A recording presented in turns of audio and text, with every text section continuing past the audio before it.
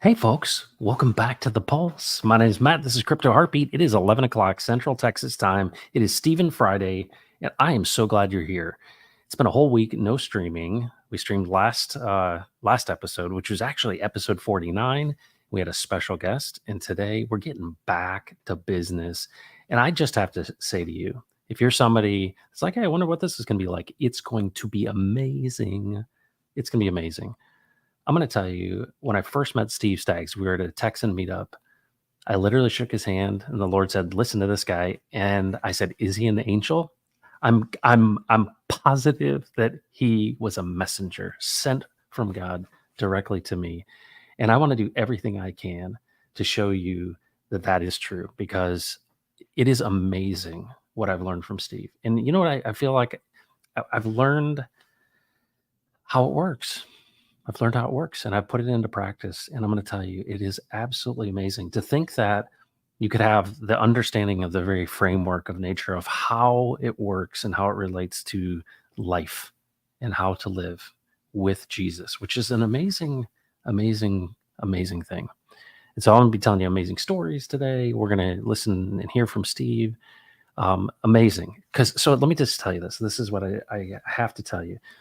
So I got up, came into the office, and I said, "Hey, Ray, will you search the tool?" So he's building this tool.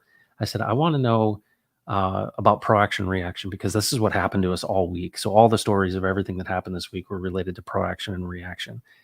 And he searches in the tool, and he finds a section. I'm like, "Okay, that's cool. It's episode 13." And really only a little bit of this is about ProAction ReAction, which is huge. But it's the other stuff that I didn't anticipate that absolutely blew my mind, and I hope that it will yours. And that's how I believe the Spirit of God works, right? You go this way, you think, "Oh yeah, I got a plan," and then He's like, "I got something better for you." So let's say hello to you in the chat, and then we will get into the content. And then I got some stories to tell you that are just absolutely fantastic. Sam Cap, so great to see you. Mike Ostel, shout out to Peggy in the hospital. She had some surgery. Boy, I'll tell you what, we need to be praying for each other. And that includes Peggy in the hospital. So a shout out to Peggy in the hospital. Jesus is with you. We're here continuing to learn from Steve through our friend Matt. There you go. Awesome. Kadium's here with the hello. You know, Kadium talks about this this acronym with, and he learned this from Steve as well. And Kadium, he'll share that acronym in the chat with you. And I encourage you to contemplate it, because it's really strong. It's a great way to remember these things. So she had to have surgery. Hopefully you're not leaving your wife at home to come watch this. Enoch, what's up, Enoch? Praying for everyone on this channel. May the grace and mercy of God abound. Let abundance and prosperity of God reign in our hearts. Amen to that. Absolutely, absolutely. Dan McMillan's here. What's up, Dan? Saying howdy to all. Prayers for a great show. To know and understand Jesus, remember Steve. Absolutely want to honor him. Then there's Carter Hill. What's up, Carter Hill? Hello and blessings all. Jesus, we trust. Peggy, with you. Yeah, absolutely. We trust him. Absolutely. And that's what he's saying. Jesus, we trust Peggy with you. You can be trusted. Fantastic, fantastic. Let's see who else is here. Sam, thanks for being here. Absolutely. Acting and reacting might be one of the most important things I understand, and keep it top of mind. Absolutely. Carter knows this stuff well. So let's jump into it. Let's hear from our good friend, Steve. Just so fantastic. I'm going to get out of the way. Let me get out of the way. Chat have asked some questions, Steve. So I think this is an appropriate time for us to kind of get into that, if you're cool with it. Sure, absolutely. They're invited. I mean, that's why we're doing this. Come on in. So we're going to get to these folks. But Texan Tailgate says, "Do you believe that all endings are predetermined, or does our free will allow for flexibility in the outcome of what we call the future?" That's a brilliant question. Yeah, that is spot on. That Texan Tailgate. Yeah, you're wrestling. I don't know if wrestling is the right word. This is Forrest, by the way. His name's Forrest. Is Forrest? Yeah. Yeah. This in the religious world. This is kind of I'm going to use some religious language here of Calvinism versus Arminianism and all of this stuff, which are attempts to describe in absolute terms that then obligates others to that belief system. So it's essentially a belief system. It's not how the kingdom of God works. The kingdom of God does not work in within the framework of belief systems as we understand that. There is this dynamic that we've talked about called ProAction. And the dynamic of ProAction is that that God speaks, and when he speaks, then everything around it then exercises a choice related to it. Okay, without getting too much, choice is one of the fundamental components of infinity.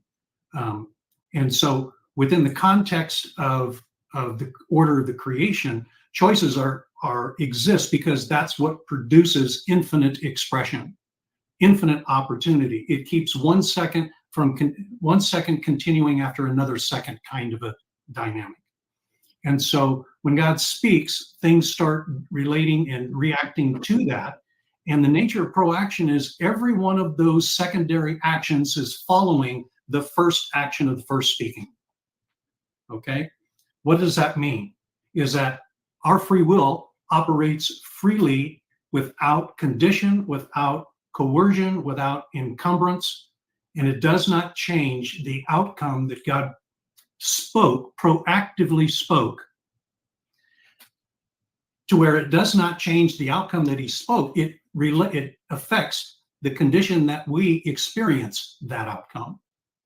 Okay? So, do you believe that all endings are predetermined? Well, if he says, light be, guess what? Light was. So, that was predetermined if you use that term. He spoke light to be because he determined that light was going to be. Okay? So, or does our free will allow for flexibility in the outcome of what we call the future? Well, there's a lot in that. Flexibility in how? Flexibility in how we experience it, flexibility in how we manipulate it, flexibility on the condition upon which that outcome occurs, the condition upon which we experience that outcome. I mean, there are 1,000 different questions around that. So the short answer is it doesn't affect the outcome that God prescribed. It does affect how we experience that outcome, and that his command, if you will, is capable of dealing with all of the reactions that occur to it, and every single one of them will contribute to the outcome he prescribed. Wow. Now, let me tell you what, I did not communicate that to you because I'm a really good studier about, sovereignty and all that stuff. That's how he described it to me. And now I'm passing that on to you. So in God's creation, when he says you have free will, you have free will. And he will not intrude on that free will. He'll not coerce you. He'll not try to sit down and sell you the program. He'll just start always present. And in times when you start to consider him, all of a sudden he's there. That's the whole, two soldiers in a foxhole kind of thing. What do they say? There's no atheist in a foxhole. Yep. Why? Because we're created in his image and his likeness is being developed. And so there is an internal awareness that something is bigger than us. Well, that bigger has the capability of proacting. Yep. And everything around it follows that first proaction. What's interesting about it? I really like this question because I think about this stuff all the time, right? Yeah. Does it matter what I do?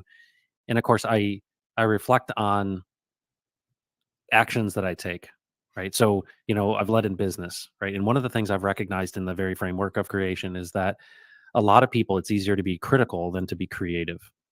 And one of the things I see is as we are exercising his likeness in the creative nature, right? This idea of we could choose a lot of different things.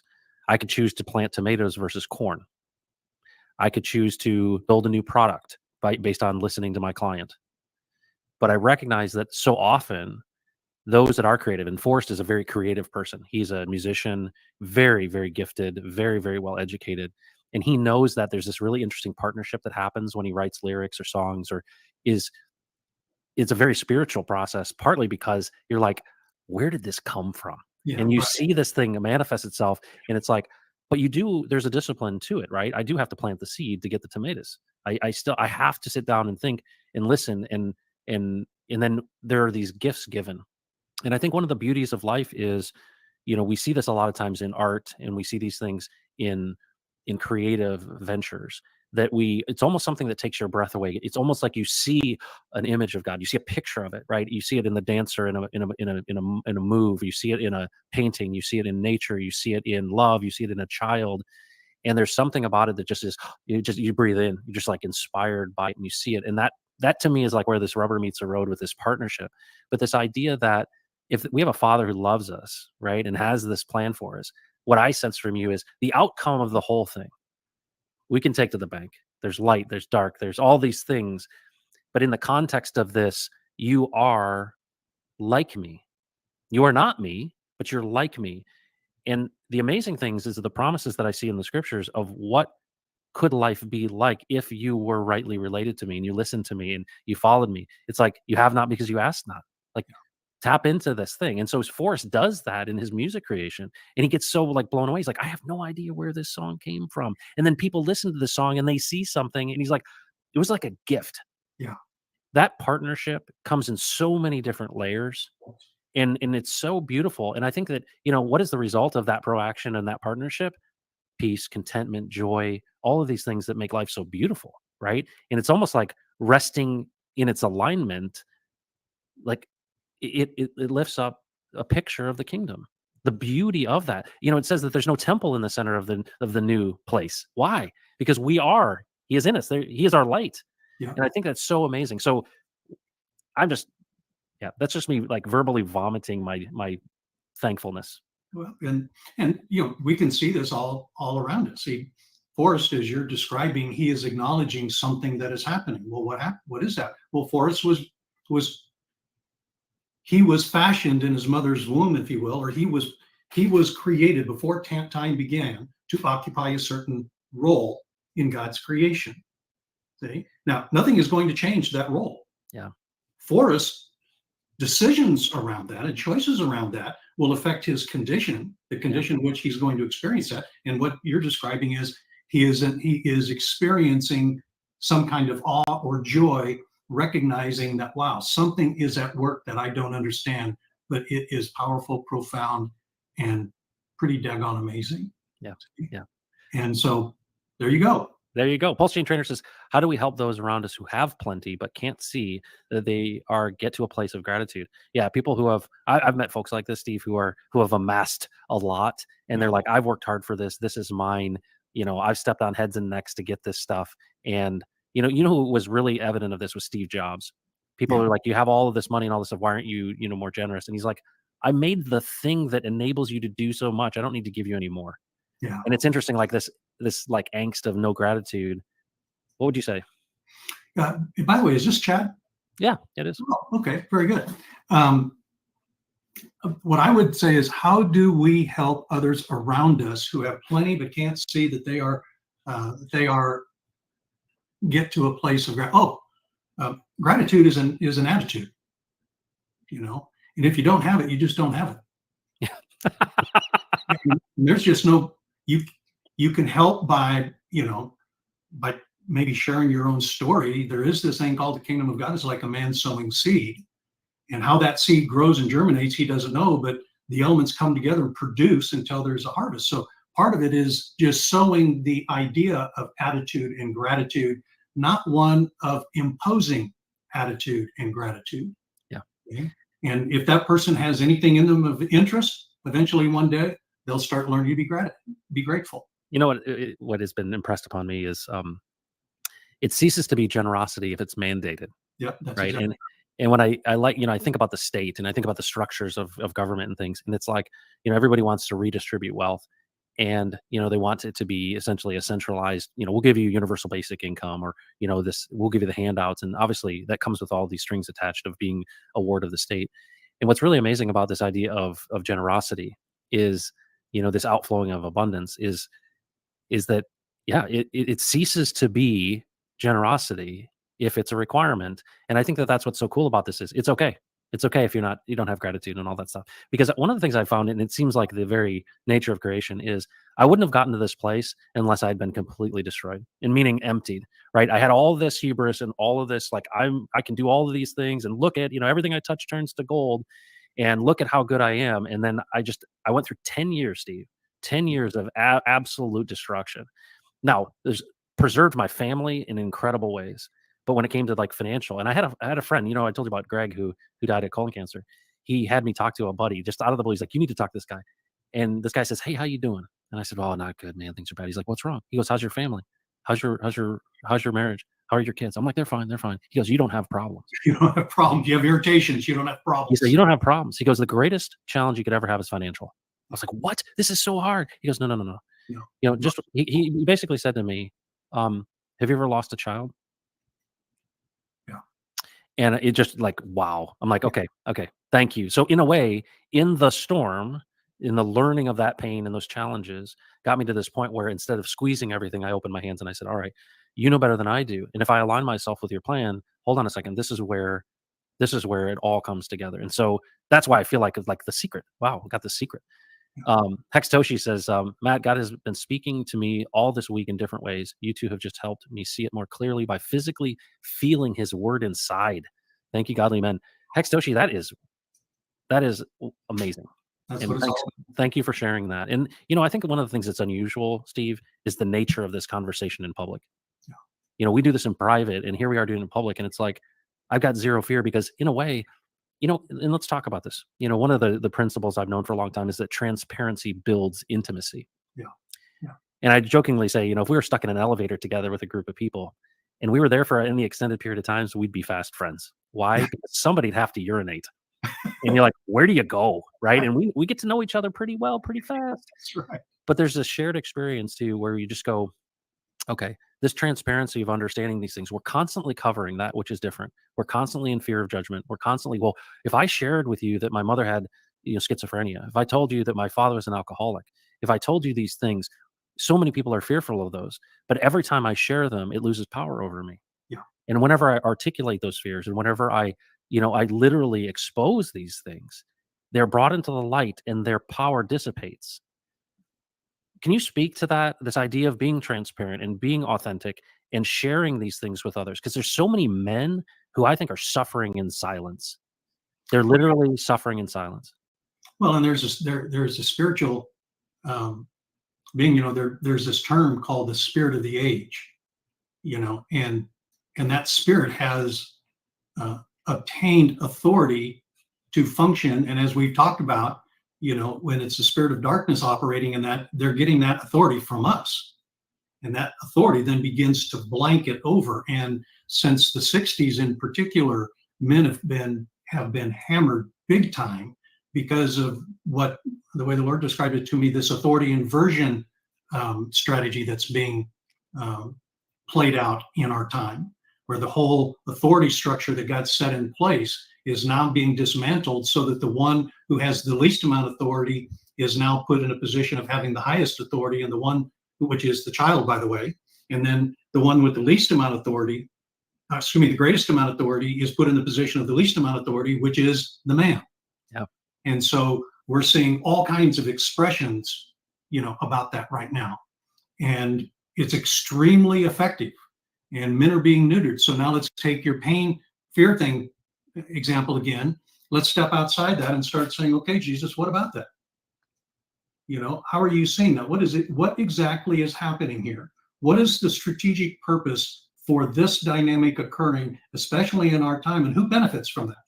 Do you benefit from that, Jesus? Does my family benefit from that?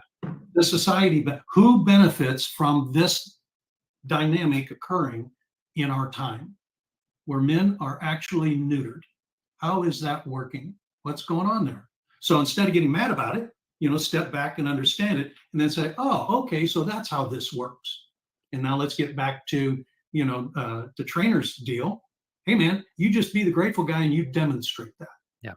See, not out of compulsion or trying to teach or train, or just be who you are. Yep. And guess what? That will have rippling impact throughout. Men, step up. Yep.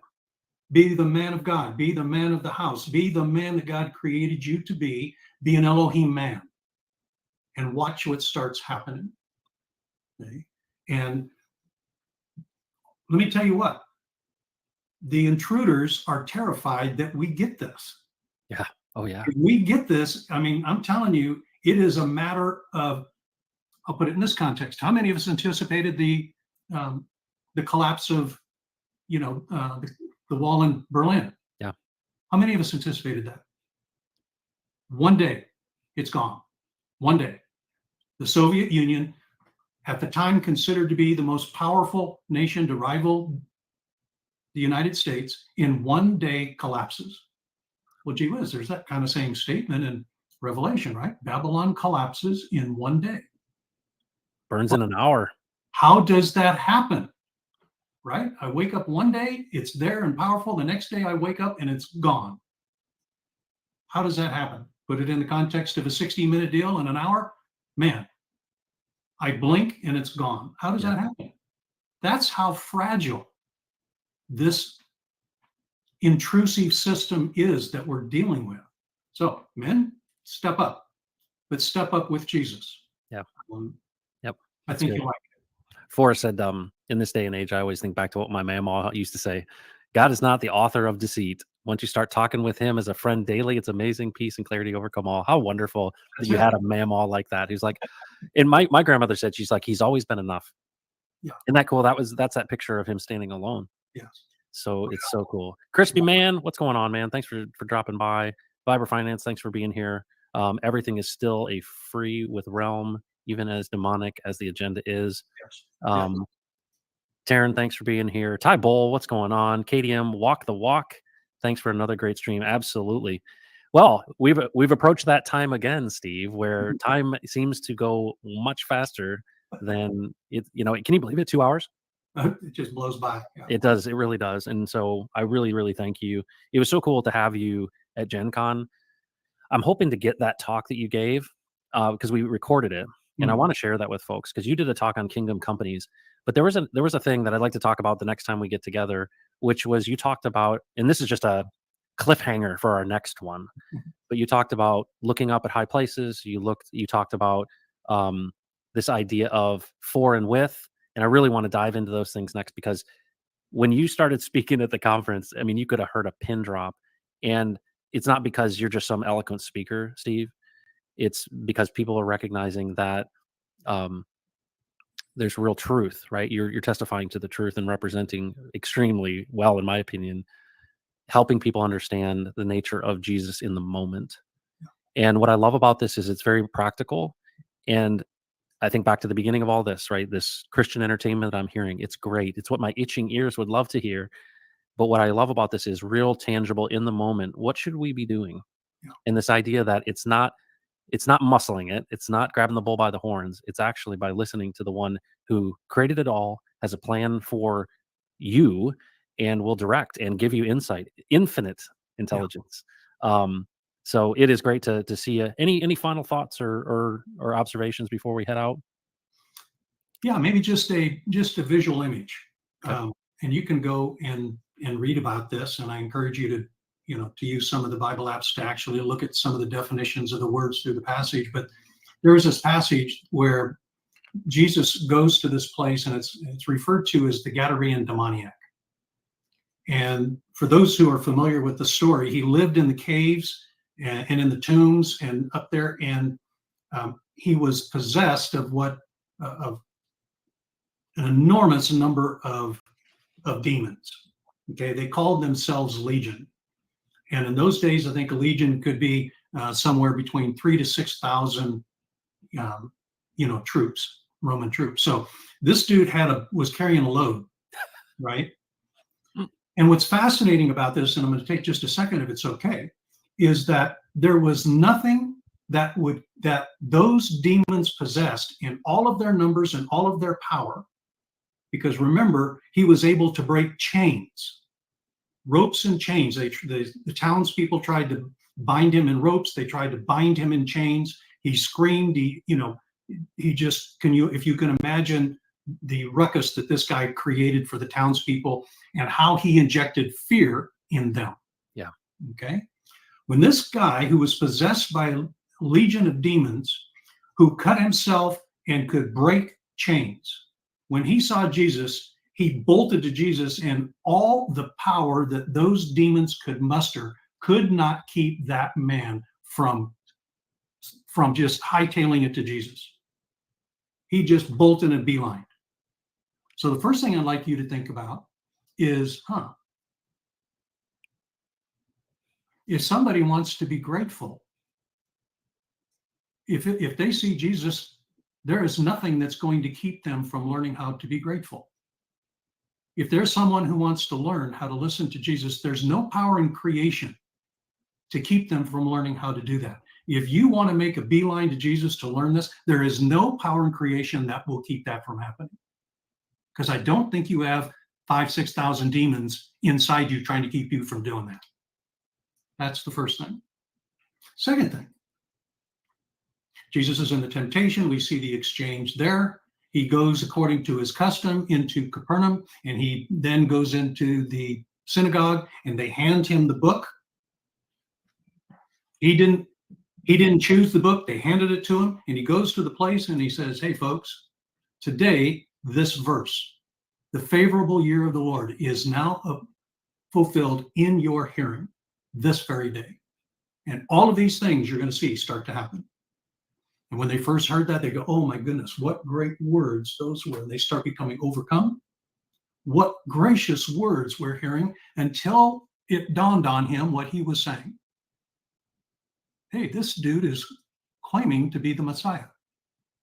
We have been waiting for this guy for centuries. But if someone dare mention that they are he, we cannot tolerate that. And all of a sudden they became enraged. They then ushered him to the edge of the cliff to throw him off the cliff. And the moment they got to that place, Jesus just stopped in the way the language is, and he then, passing through them, removed himself from them and left them standing on the cliff. Now back to the Gadarene demoniac. Where did those demons request that they could now occupy? Pigs. The pigs. And where did the pigs end up going? Off the cliff. Off the cliff. Wow. No, I understand who you are. I understand who it is that you're dealing with. And though you are moved at this moment to throw me, your Messiah, off the cliff, that is not what's going to happen. They, according to their own standard of measure, will be thrown off the very cliff they're trying to throw me off of. That's what we're dealing with. See, we don't understand it, but they understand it. And the moment we come into it, let me tell you what, they are terrified. So keep it up, man. Keep going. Just keep going. Well, and I think so many men, especially in crypto, what do we want? And I think in our flesh we say we want Lambo, right? and what is that a representation? It's a meme, right? It's a meme. It's a representation of I've made it. Yeah. And what is this manly thing but power? And what we're saying, and what I think is so incredible, is that this power is actually what works through you. Yeah. And it's not your physical source of power. And I think that if you want to, I think about, especially in sports analogies, we want to win. What does winning in life mean? And so many things, as you read the scriptures, show about treasures that are in heaven, not here, right? And it's not that you can't have resources and that you can't have Lambo, right? That's certainly not what we're saying. But in the context of this is that he does not give as the world gives, right? Greater is he who is in you than he who is in the world. And I think that how incredible would it be to see, I think, a future in which all this money and all this representation of power on earth is actually being used as a mechanism to attract people to the truth of who he is. Yeah.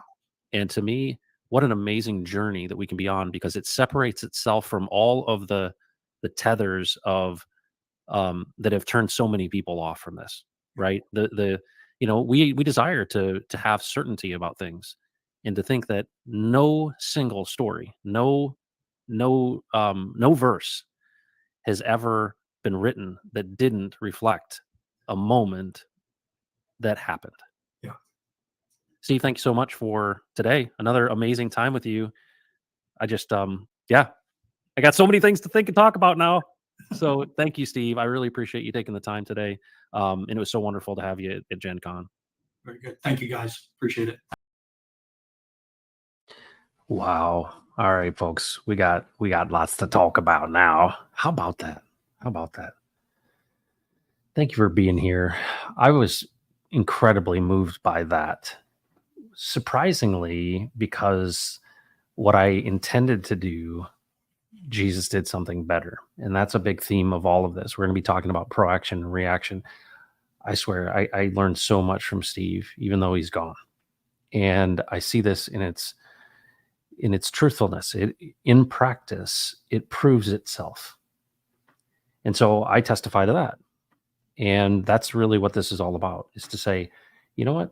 God sent us a messenger. He sent us an Elohim man named Steve Staggs. And, Steve was interested. He treated Jesus the exact way that he was created to treat him. He applied the disciplines that he did in professional sports to listening to Jesus. And it looks like if you apply intent and interest, he will meet you right where you are. He is very concerned about your every inquiry. Those are quotes from Steve. One of the things Steve was described as by his son was that Steve did not have a panic button. Do you have a panic button?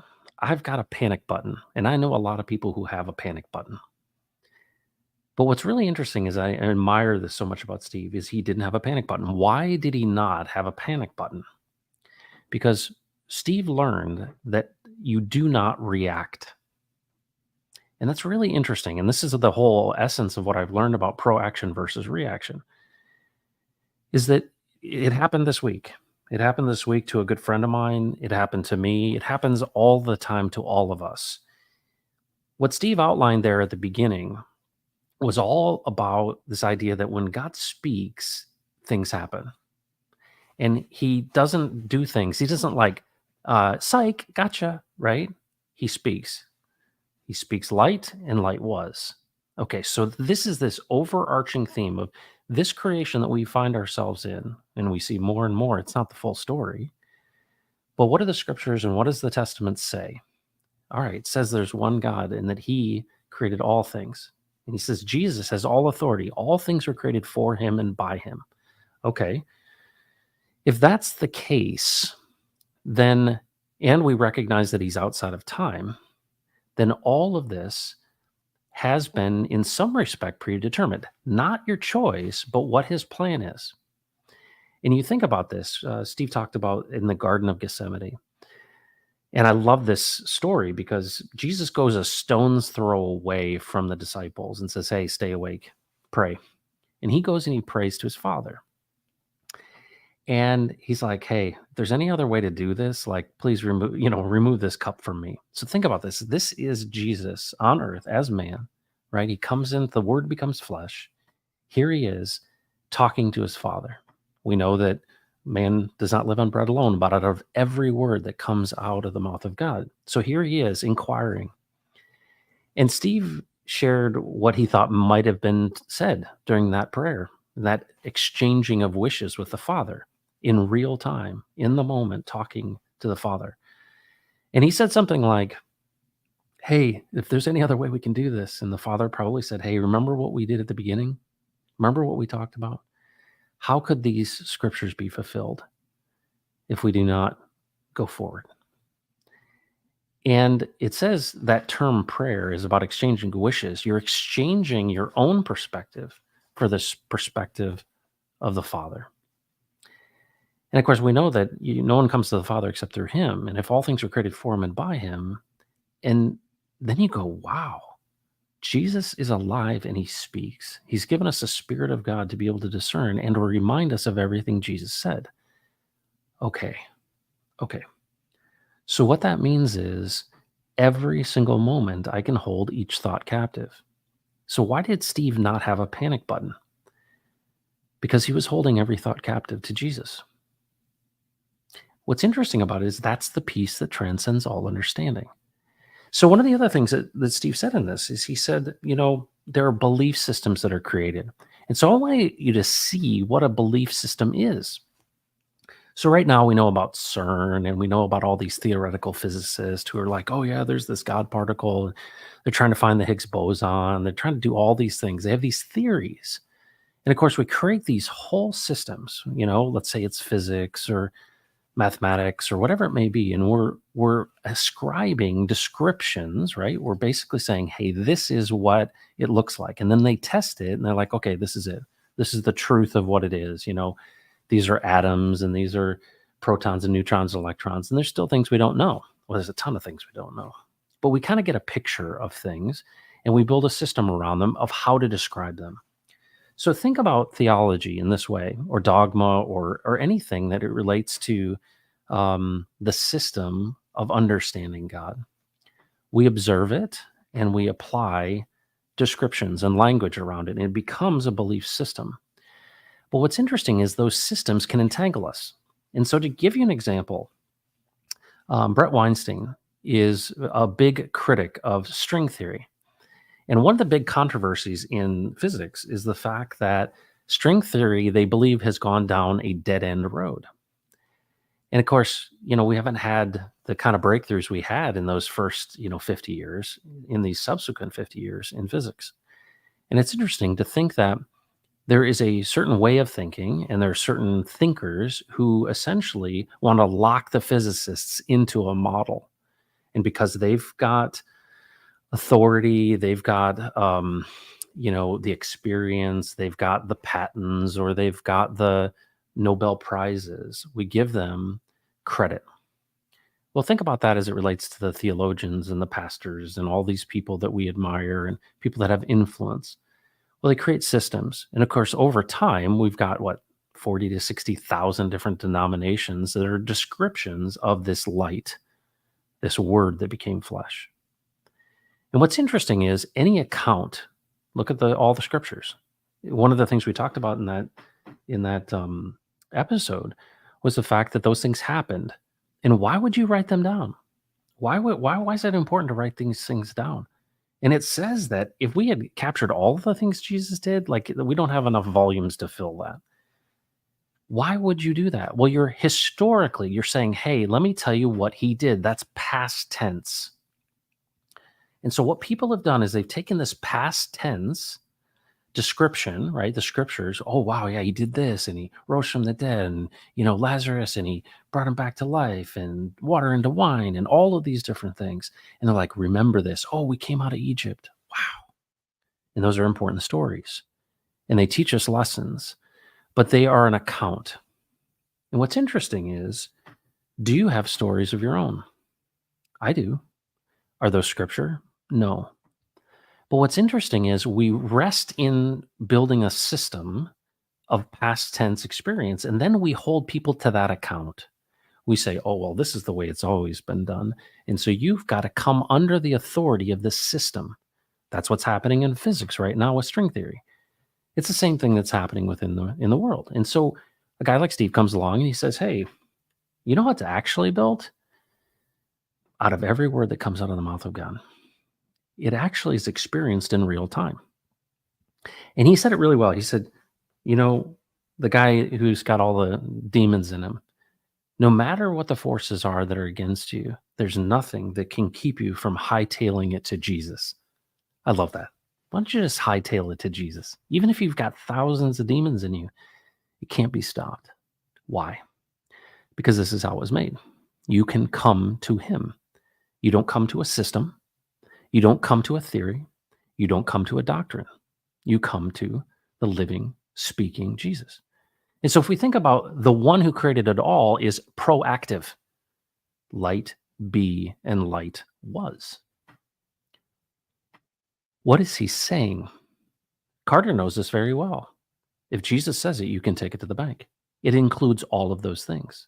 So let me share with you a story that happened to me yesterday. I'm volunteering, building the set for my daughter's musical at her high school musical. It's called Anything Goes. And I actually played Billy Crocker in Anything Goes in college my freshman year. I love the show and I volunteered to do this. And of course, I don't have a ton of extra time and it's all coming down to tonight. Tonight is the performance and it's still not done. And so right after this, I'm going to be going and putting together set stuff and, making sure everything looks good for tonight's performance at 6:30. Well, I've been working on this for quite a while and everything was inside of a storage container and I was wanting to finish everything up, but I had to attach the wood to the foam. So we're using foam and it needs to be reinforced. And I had this plan. This is in my own strength and my own engineering, my own creative ability. And I'm like, all right, I'm going to use construction adhesive to adhere this foam board to this wood frame. Well, I was going to use this tape and I was going to use all this stuff, this adhesive. And so I get to the, storage unit and everything. I get everything laid out and I'm ready to do my plan. And it starts raining. And of course, it seems like every time I went out to do anything on this project, it would be either too windy or too rainy or whatever. And it's just raining over everything. And I'm standing inside of this thing and I'm frustrated because I only have a limited amount of time. The performance is, the next day. And this adhesive will not dry in the rain. It frankly won't stick to anything. And I was really, really frustrated. I'm like, goodness gracious, what am I going to do? And I stood there in the side of this thing out of the rain in this, container. I was by myself. And I literally said, Jesus, what do I do? I was like, what do I do? Like, I can't do anything. I'm standing here, all my stuff's wet. And I had this plan. And that plan was I'm going to adhere this to this with this construction adhesive. And of course, you're like, well, what a dumb story, right? Like, but this is real life. And I stopped there and I asked Jesus about it. I said, what do I do? And I looked over to the side of me, and in a bin was a bag. And in that bag was about 400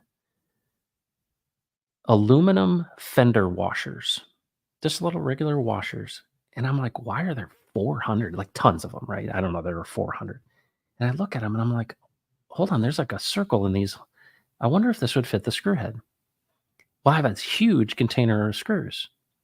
And they're like drywall screws. And I literally take one of those and I take the screw and it literally fits perfectly. And I'm like, what? And literally in that moment, not audibly, Jesus says to me, I have provided a better way. And I literally was like, hold on a second. I can physically attach these. The washer can hold that foam on there and I don't have to use this adhesive. And so I'm like, I'm going to test this. So I grabbed a piece of foam and I grabbed the board, I put it on there and I drilled that thing in with that washer on there. And it was the strongest bond ever. It was perfection. And I literally almost hallelujah, right? Like I'm like praising God and I have such joy. And so I'm in the rain and I'm like, zip, zip, zip, zip. And of course, this is a set that has to look like a boat. Well, guess what these washers look like? They look like rivets. And I'm like, so hang on a second. Years ago, somebody went to probably Lowe's or to some hardware store, and they ended up buying way too many of these washers. 400. Who buys that many? And they sat probably for years in this container. And here I was in the moment going, what in the world am I going to do? And he says to me, hey, look over here. Jesus makes a way where there is no way. And one of the things is he winks at you in these situations, right? You think he is not in all things. You think he's only concerned about big things, or he's only concerned with religious things, or he's only concerned with church things. No, he's concerned with you. And what's interesting is he will make your path straight. I had a barrier, a simple one, right? It's not like it's life and death, right? I'm putting together a set for a kid's musical. But I literally did it with Jesus. After I've exhausted, it just goes to show you, after I've exhausted my whole thing, well, what if I actually thought about in my preparation and planning, I would have said, hey, Jesus, how should I do this set for my daughter's musical? It almost seems silly, doesn't it? No, not to Steve Staggs. He applied that in every part of his life. And I think about this like, well, I don't want a weaving around path. I want a straight path. And what's interesting is this idea of ProAction and ReAction. I'll bring this all together. We have a choice to make. And that's how 1 second precedes the next, right? Each one of those moments together. God is outside of time, but he's not going to stand in the way of your free will. You have the ability to make choices. So this week, a good friend of mine had a really, really difficult situation happen relationally in his family. And what I think is amazing is when we dug into it, and I see this happen in my own life all the time. People without power, right? People that don't have the ability to make change in a situation. They use emotion and they use um, overreaction as a manipulation tool to get you to act. This is in the physical world and in the spiritual world. Okay. So if you've ever met anyone, and I think if you're a man and you're married, you know what this is like. I'm the one that brings home the bacon. My wife doesn't. And so when it's related to things that need to be spent or need to be, taken care of, a lot of times I think my wife and I think a lot of wives and I think a lot of people, if they don't have the provision or they don't know how to solve a problem, they set their hair on fire. Have you ever had that situation where somebody's so freaked out about something and they want you to be worked up too? And so this is in the natural, and then we're going to talk about the spiritual. In the natural, it's a manipulation technique. Rather than saying, hey, how do we work together to solve this problem? I get this sense that my wife wants me to be as upset as her. And this is a way, if we think about how we give away our authority, is that because we love our wives and because we love our friends and because we are thoughtful and considerate, like Steve, ideally, we would listen carefully to the concerns that people would have. And we'd say, all right, do I have a role in helping solve this problem? But a lot of people require, and they use this as a means to get you to react. And so a lot of domestic disputes happen over this issue. Is somebody that doesn't have the power to solve the problem, and you might have that, they want you to take it as seriously as them. And a lot of times, how they'll do that is by overreacting. And what we do is we think as men, we should be servants, right? I mean, you've heard that many times. Be like Jesus, wash the feet. But here's the thing. In the spiritual, where this comes together is the fact that this is what the spirits do. We use the term an open port on a firewall, for example, right? The port is open. And so what comes in through the port? And anyone that I've ever met, Steve Staggs had majority of his ports closed. But because these spirits will pick and pick and pick and pick and pick, they'll come through any open port they can. And the spirits come through my wife, they come through people, right? They come through manipulation, they come through all sorts of things, they come through the internet, they come through, Twitter. Everything wants you to freak out over it. Oh my goodness, look at this, right? And what they're trying to do is essentially get you to react. And what is typical the reaction, if not fear? Want you to be fearful. Oh my gosh, overwhelmed, right? And what does it do? It makes you ineffective. And you give your authority away when you accept that. So why did Steve have no panic button? Because he learned that with Jesus, all things are possible. And that Jesus has a way through all things. He makes a straight path. And so he could rest in that. And so what is a peace that transcends all understanding? It's going, hold on. He's got this. He's got this with Peggy. He's got this with Mike. He's got this. He's got this. And what's amazing about it is you can try it on for size. You can actually see if it's true, because it is true. But what's amazing about it is even though there are these forces, right? Because think about this. Remember when Jesus said to Peter, he said, get behind me, Satan. He didn't say, get behind me, Peter. So think about this. Anyone that is in that situation where they're freaking out and they want you to freak out, as soon as you freak out, you're giving your authority away. You've become subject to that action. So that action that person's doing, whatever it may be, is getting you to react. Well, sometimes, there's basic things that you react to, like I put my hand on a hot stove. It is hot. I need to remove it. There's a reason that that's there, your sensory ability to understand what's going on. But it's also used, highly manipulated use in real life, in this kind of tangible world, but also in the spiritual world. So what are the spirits trying to do? What is Satan's whole role? Is to draw you off sides. Because as soon as I can get you to overreact to something, as soon as I can get you to freak out about something, as soon as I can get you to be in fear, you're ineffective. I've taken you out of the game. And a part of being in the game is holding each thought captive to Jesus, right? So think about the thing you're most fearful of. Is it chest pain? Is it a lawsuit? Is it no money? Is it someone saying they want to leave you?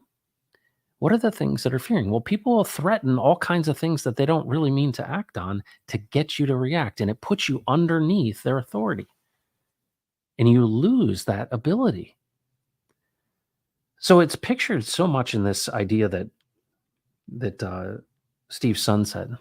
He said, "My father never had didn't have a panic button. Why? Because he respected and understood that Jesus was sovereign over all things, and if it's serious, Jesus would let him know it's serious." But what's so great about this is, I've put this into practice myself. There was a situation my wife had very recently, and it was late at night, and I'm kind of just sitting there watching something, and she's really worked up. And I said, "Hey, honey, what's going on?" "Oh no, oh no, oh no, what are we going to do?" And it's late at night. We're about to go to bed. And I said, "All right." I said, "I understand this is important to you, and I believe it's important as well. Um, I see that you're really upset about this. I'm making a choice to not be upset about it, but I'm going to do everything I can to help you solve the problem because I care about you. So I think we ought to get some rest, and let's tackle this together tomorrow." Well, that's very different than what she was hoping. She was hoping I would take it seriously. But rather than me showing this, giving my authority away and getting freaking upset, is the problem's got to be solved anyway. It's got to be solved.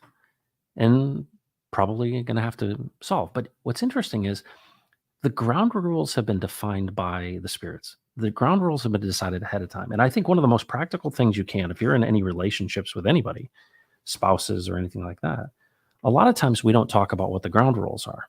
We don't talk about where's the line. What are the things that we don't talk about? Meaning, what do we not threaten each other with? And what is the goal? Well, what's so beautiful about two people in a relationship understanding God's sovereignty is they look up and they see, all right, I recognize that there is one who created it all, who's in control and sovereign over all things. And no matter what faces us, even to Steve, right? He had chest pain that led to death. No matter what it is, Jesus has got it. And so what's interesting is that if man does not live on bread alone, but out of every word that comes out of the mouth of God, then you can take it to the bank. So the question is, are you asking him what he has to say? Are you inquiring of him? Are you including him in every moment? I'll be honest with you, I'm not. Because I think I've got this attitude that, well, there's certain things he's not concerned about. But he's actually concerned and willing to give us a better way through anything, a straight path through it, including like, what am I going to do? This adhesive is not going to adhere. It's wet. I planned long ago because I knew you would ask me this. I prepared a way through it. But I've seen that happen over and over and over again with many, many more consequential things than attaching foam to wood. But I'm here to tell you, he is literally interested in your every inquiry, no matter what it is. And so let's say you're somebody that builds software and you're coding, he'll make a straight path through that. Let's say you're dealing with financial trouble, he'll make a straight path through that. And it's amazing, the scriptures talk about this over and over and over again. Don't worry about tomorrow. Tomorrow will worry about itself. But the question is, what are we putting in? What are the open ports? What are we consuming? What are we seeing? What are we giving our authority to? I think one of the big things that we see in social media is what's called fear porn. People are addicted to this jolt that they get by being overwhelmed, by being shocked by something. And Steve would always say, don't add any energy to it. It is going to fail. You don't need to add to it. But I believe that in the midst of these challenges, in the midst of these pain, it's just like Legion in the man. Legion of demons Nothing, not any power that exists in the spiritual realm can keep you from hightailing it to Jesus. And so there are people who I see this, but they don't use this terminology, right? They don't say like, well, use this kind of Christian ease. But it's prevalent everywhere you go. I mean, the new agey people, what do they talk about? The self-help people, what do they talk about? Well, meditation, and there's one who has infinite intelligence. I think we all recognize that, especially as you get to a certain age, that there's more to the story than we are presented with, that we see. And I think all of us desire, we're like, well, yeah, I want to be healthy, wealthy, and wise, right? But have you considered what Jesus's plan is for you?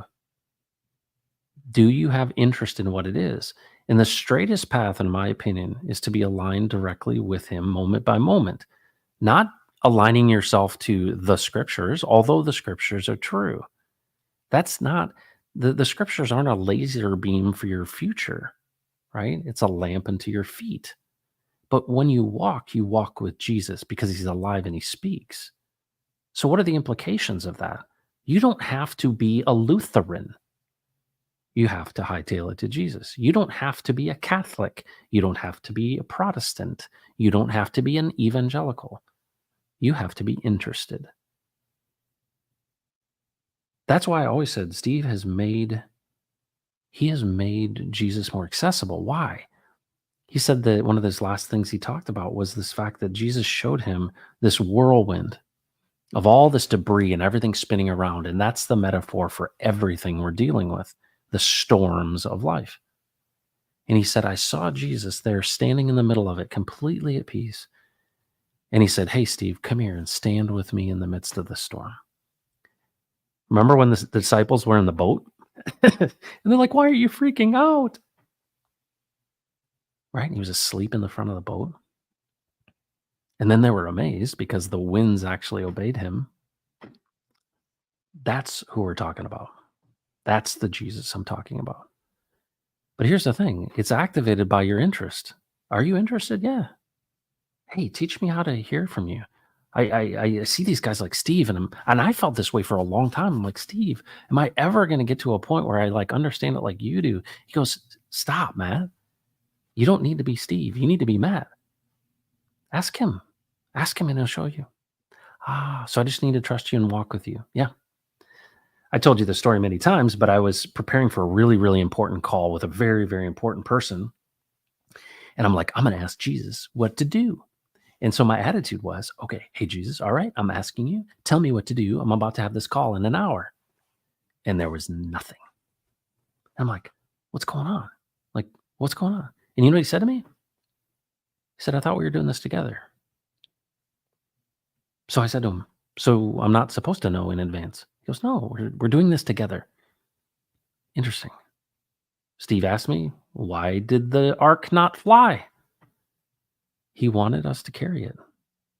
We carry that glory within us, right? We are the temple of the Holy Spirit. We are Elohim Man. We are the expression. We are the icons of Christ. We are the ones who are his impression, his signature, his impression in the world.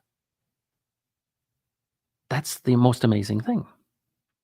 And so as we walk this thing out, which is called life, I want you to know you have been created for a purpose, but that purpose is spoken to you by a living Jesus.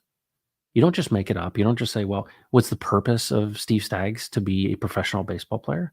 No, but I do think the professional baseball career helped him understand how to apply a seriousness and a rigor to listening to Jesus. He did it in a professional way. Well, this well's got no bottom. You can continue, probe it and probe it. It's deep. That's the beauty of it. But what is the result of it? What's the currency of it? What's the outcome? What's the benefit? A peace that transcends all understanding. And it's the thing we want.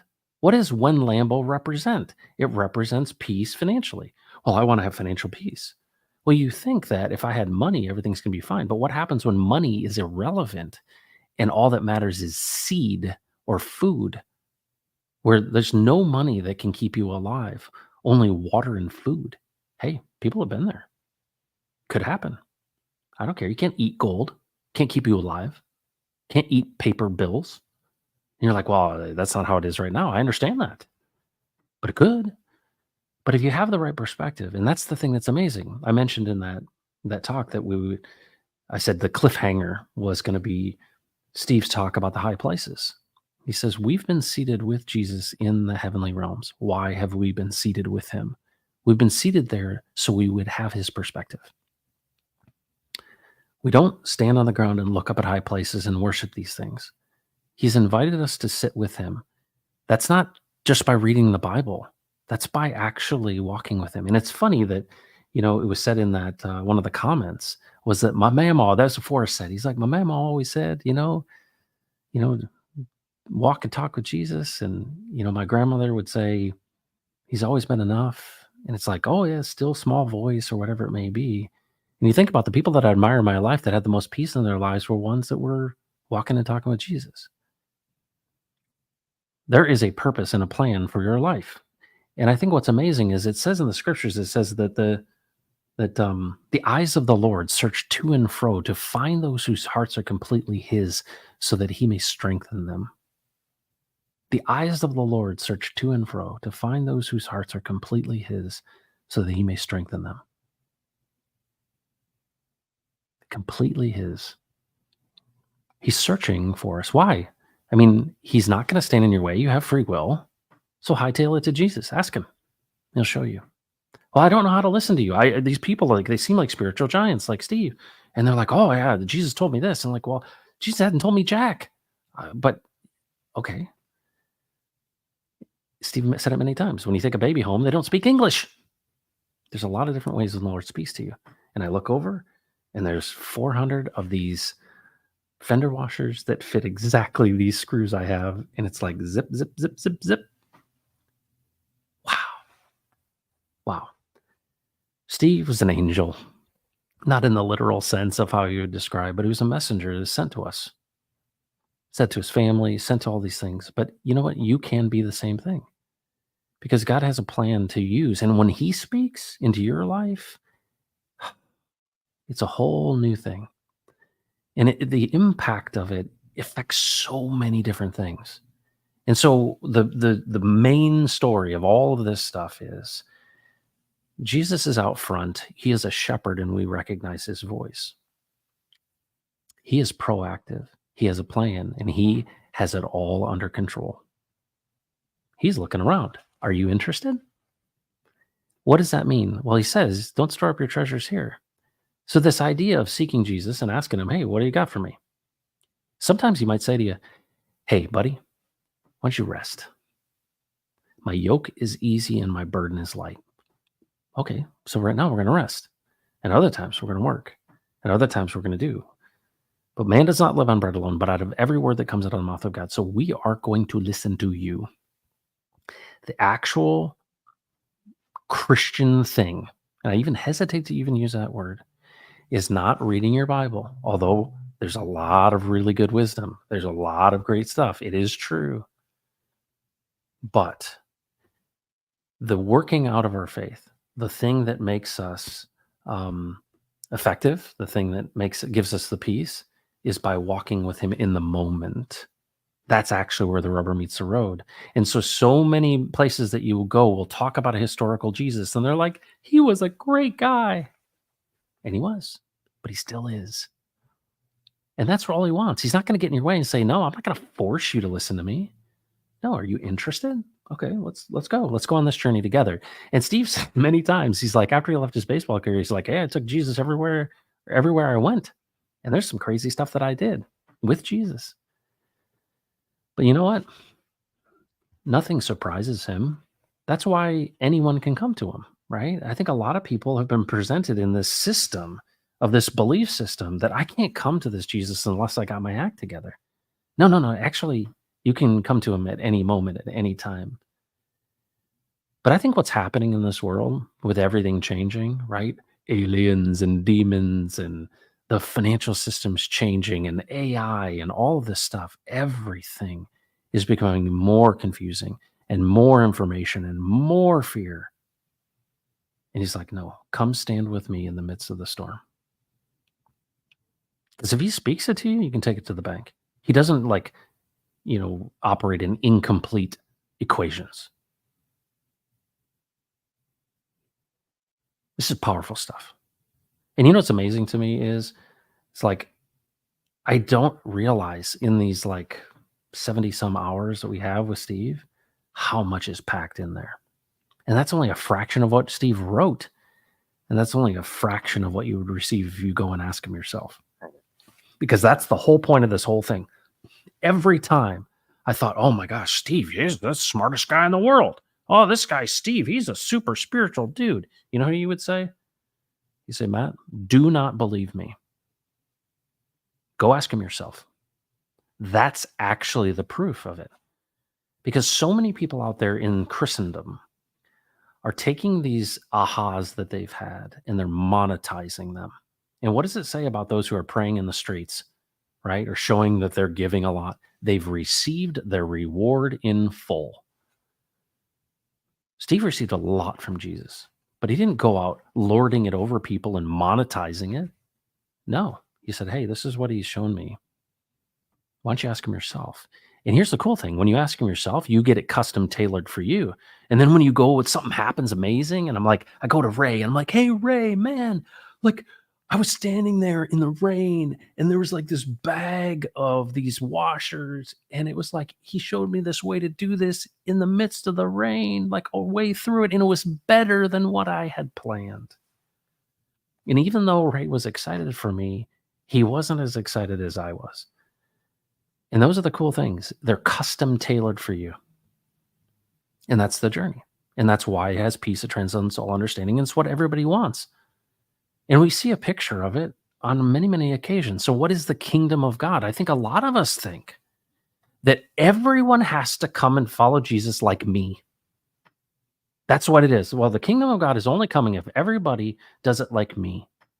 Nope. Every knee will bow and every tongue will confess. But at the end of the day, the kingdom is near. And the kingdom is in you. But you have the choice to make. Are you going to follow yourself, your own plans, your own way? I know what's best. I'm going to muscle it. I'm strong. I'm really smart. I've got the best tokenomics. I'm the person who knows everything about this. You let it go and you go, all right, what do you got next? Because, I've tried everything. But look at Solomon. Solomon's like, yeah, I had everything. It's it's meaningless without Jesus.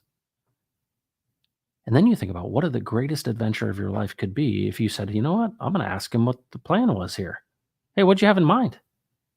Well, you might be surprised what you find. Not only for yourself, but for the context of where you live, for what you're involved in. And you go, all right, I'm open to whatever you have that's next. I'm going to walk with you moment by moment in this. I'm going to hold every thought captive. I'm going to pray without ceasing. And then something crazy happens in your life. You start having chest pain or whatever it may be, something that is a really big challenge. And you go, all right, Jesus, how should I see this? How do you see this? Steve was there in the emergency room. He was about to have a stent put in. And he joked with the surgeon. He said, you any good at this? Just to show you how chill he was. Some of that may be temperament, but most of that is Jesus. So I don't want to have a panic button. Because why? Because all kinds of open ports and, demonic forces and all the forces that are against us want us to react. Nope. We proact with Jesus. When he speaks, it is. All right. So there are no more oh no's. Oh no. Oh no. Nope. There are no more oh no's. When you see people in your life and they're like, oh no, they want you to give your authority away to fear. There are no more oh no's. None. Jesus, how do you see this? I want you to do what Steve taught me to do. When somebody goes, oh no, you say, there are no more oh no's. Jesus, how do you see this? He makes a way where there is no way. His perspective. Because a lot of times that's what happened to me when I was freaking out about all this stuff. And Steve calls me and goes, what's going on? It was like there was a disturbance in the force and he calls me. And I literally am so frustrated and so upset. And all these things are breaking down. Relationships are breaking down around me. And I'm losing friendships and I'm losing all these things. And I'm like, what's going on? And he goes, I go, you know what, Steve? I know Jesus has got this. He goes, stop, Matt. He said, do you? Do you really know that he's got this? I was like, maybe I don't. So that night I had a dream and there was this money and there was this glass plate falling. I think it was episode 37. And he said to me, because I saw this thing falling onto like this, imagine a tile floor, like really hard, like concrete floor, and this glass plate falling and all this money falling and everything. And he said to me, it's not falling apart, it's falling in place. And that thing fell and all the money just fell right onto that plate and that plate landed softly on the ground. I was like, so you're using these challenges in my life to show me the direction I'm supposed to go. And he exposed things. And what was amazing is what I thought was falling apart was falling in place because it helped me understand the nature of those relationships. It helped me understand how to move forward and what the plan was. And people around you won't understand it, right? Because they want to control you. They want you to see things the way they see them because they're following themselves. That's why the Jesus way is such a counterintuitive way.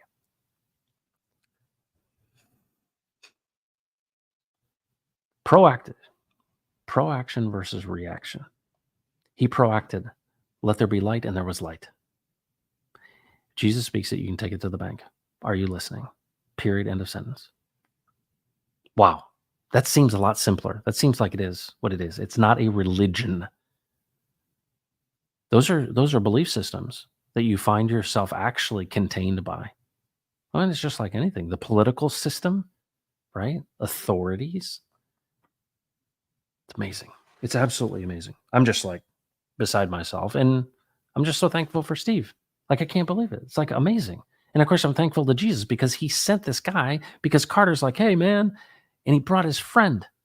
And his friend had an old fashioned in his hand. And I think I had a scotch. And I said, hey, my name's Matt. He said, my name's Steve. I said, I've been called to unlock global generosity by giving. He said, my name is Steve. And I have been called to the men of the transfer. What is the transfer? It's the transfer of this man and you, that man, to listening to Jesus in every single moment. And the amazing adventure that is, because he's got a plan. Because this is very temporary. And Steve proved that to us. It's temporary. And it feels a little bit like boot camp, like a little training. It's like, are you going to get it? You going to understand? You inquire? I'm right here. At every moment, even if you're standing in the rain, I'm right here. Okay, so what's the next step? If you're challenged with anything, I think about Ray, my buddy Ray. So we're building a DEX, a decentralized exchange, and we're calling it Freedom Swap.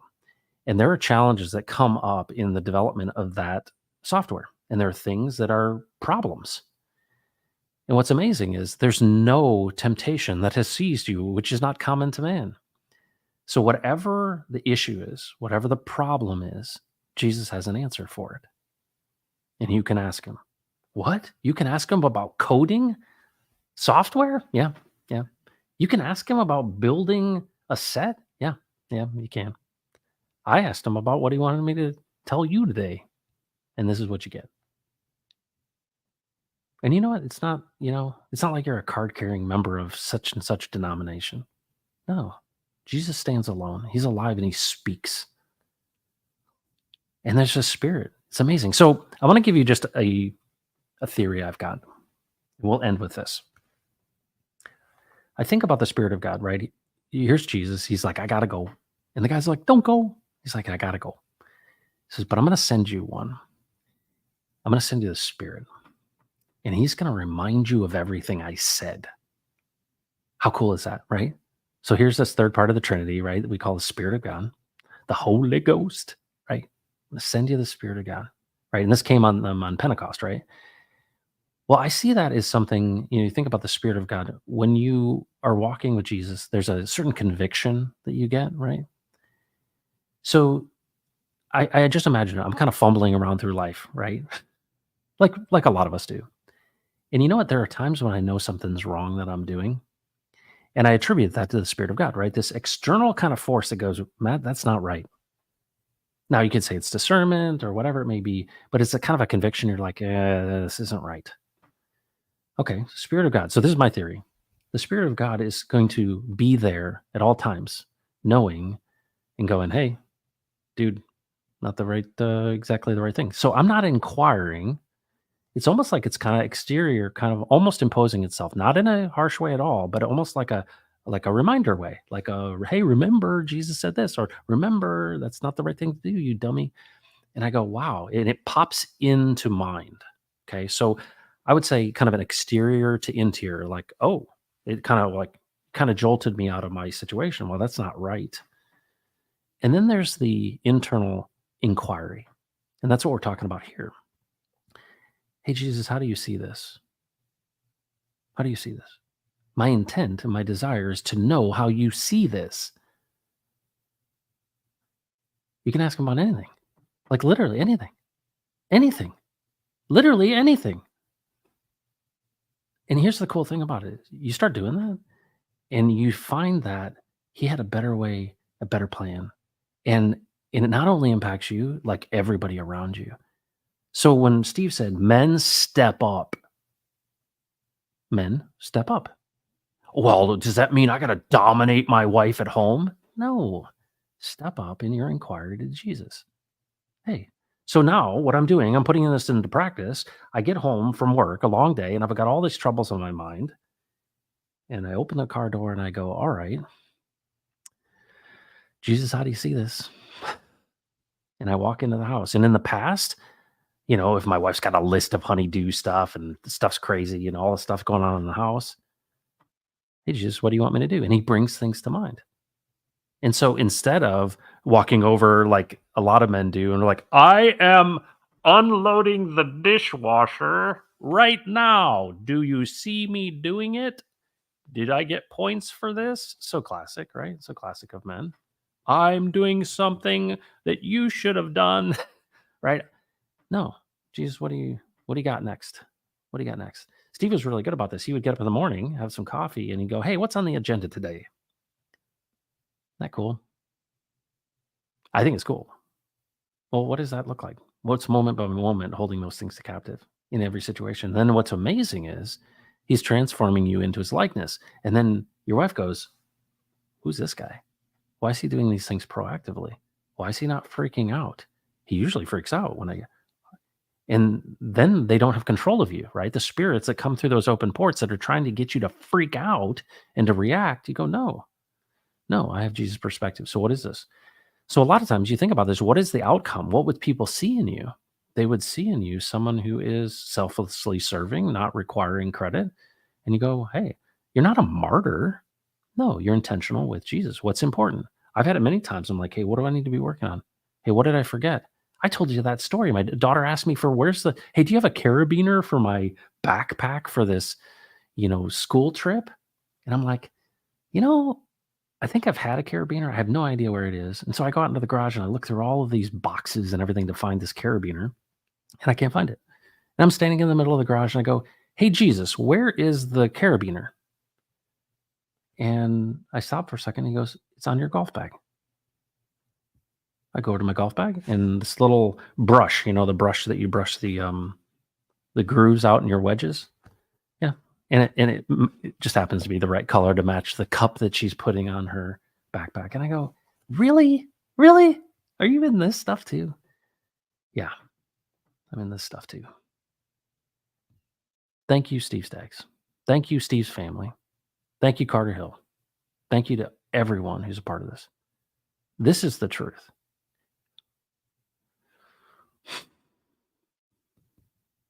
Couldn't be anything. I'm just dumbfounded. I'm just so thankful that what was introduced to me in kind of the Christian space, I realize is onboarding. Think about crypto. You guys are in crypto. How do I onboard someone into the Pulse chain? Well, it's the same challenge we have for onboarding a customer into a company and a product. But that's what the church is doing, right? It's an onboarding. And I remember, well, let's read the Bible. Let's learn about Jesus. Let's learn about, I start learning these things. And I'm like, okay, you got me. I'm onboarded. Yeah, I'm with you here. Whatever it may be, you may find him in jail. You may find him as a kid. You may find him at a revival. You may find him, I don't know, stuck in a ravine. But you can come to him and you can hightail it to him. But that's the onboarding process. This whole thing is a practice that is moment by moment. It's not knowledge of a historical Jesus.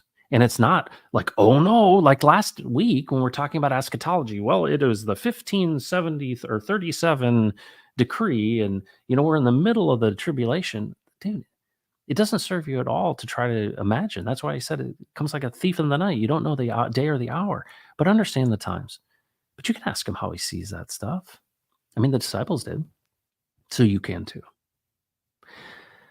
Thank you for joining the Pulse today. My name is Matt. This is Crypto Heartbeat, and it's right side up in honor of my buddy Steve Staggs. We miss him tremendously, but we also know that God took him at the appointed time because he has work for him to do, and he's got work for you to do. Folks, thanks for joining. Take care of yourself, and don't mess with Texas.